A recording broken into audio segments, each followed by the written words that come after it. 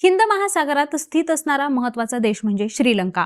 बंदरांमुळे प्राचीन काळी हा देश सिल्क रूटचा एक महत्त्वाचा घटक राहिलाय। फक्त 2.5 कोटी लोकसंख्या असणारा श्रीलंका हा भौगोलिक स्थितीमुळे भारत आणि चीन या दोन्ही राष्ट्रांसाठी महत्त्वाचा आहे। सध्या श्रीलंकेत डाव्या विचारसरणीचे आणि चीन सोबत जवळीक असणारे अनुरा दिसानायके हे सत्तेत असले तरी त्यांनी आपल्या पहिल्या विदेश यात्रेसाठी भारताची निवड करून एक स्पष्ट संदेश दिलाय। त्यांचा हा निर्णय चीनसाठी धक्कादायकच मानला जातोय, कारण भारता इतकाच चीनसाठी श्रीलंका सुद्धा महत्त्वाचा आहे। परिस्थिती कशीही असली तरी दोन्ही देश हे श्रीलंकेबरोबर आपले संबंध चांगले ठेवू इच्छित आहेत।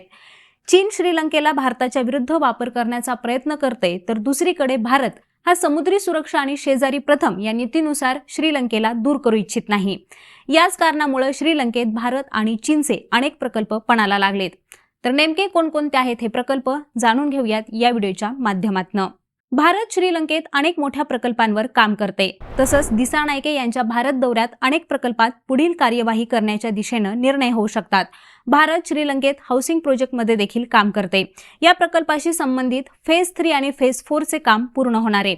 या व्यतिरिक्त 3 हायब्रिड रिन्युएबल एनर्जी प्रोजेक्ट आणि कम्युनिटी डेव्हलपमेंट प्रोजेक्ट सुद्धा सुरू आहेत। दोन्ही देशांमध्ये $5 बिलियन चे रोड, रेल्वे लिंक या परियोजनांवर सुद्धा चर्चा सुरू आहे। श्रीलंकेचे राष्ट्राध्यक्ष आणि भारताचे पंतप्रधान नरेंद्र मोदी यांच्या भेटीनंतर हा मोठा निर्णय घेण्यात आलाय।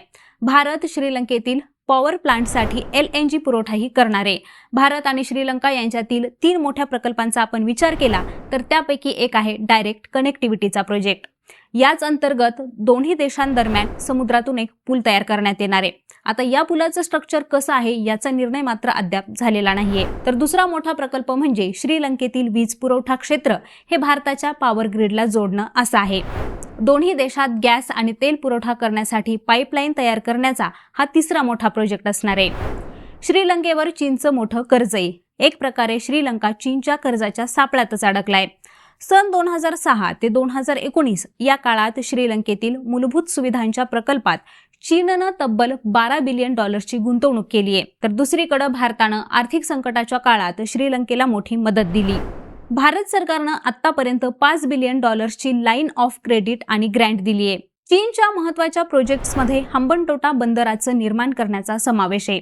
या बंदराचा विकास हा चीनने केलाय। या बंदरासाठी श्रीलंका सरकारनं चायना एक्सएम या बँकेकडून $1.2 बिलियन उधार घेतले होते। नंतर सन 2017 मध्ये श्रीलंकेनं हे बंदर 99 वर्षांच्या करारावर चीनला सोपवलं होतं।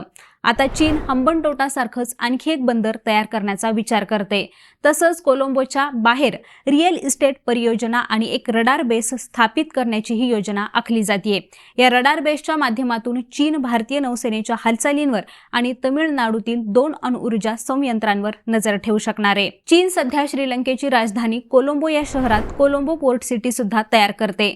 2014 मध्ये या प्रकल्पाला सुरुवात झाली होती। सन 2042 पर्यंत हा प्रकल्प पूर्ण करण्याचं नियोजन आहे। तसंच चीनच्या बेल्ट रोड अँड इनिशिएटिव्ह प्रोजेक्ट्समध्ये श्रीलंकेचा समावेश आहे। या प्रकल्पाच्या माध्यमातून चीन 2 नवीन व्यापारी मार्ग विकसित करते। या अंतर्गत रेल्वे, बंदरं, हायवे आणि पाईपलाईनच्या नेटवर्कच्या माध्यमातून आफ्रिका आणि युरोप पर्यंतची कनेक्टिव्हिटी स्थापित करण्यात येणार आहे। आता मंडळी, ही माहिती तुम्हाला कशी वाटली ते आम्हाला कमेंट करून नक्की सांगा आणि यांसारख्याच विषयांची माहिती मिळवण्यासाठी लेट्सअप मराठीला सर्व सोशल मीडिया हँडलवरती फॉलो करायला विसरू नका आणि पाहत रहा लेट्सअप मराठी।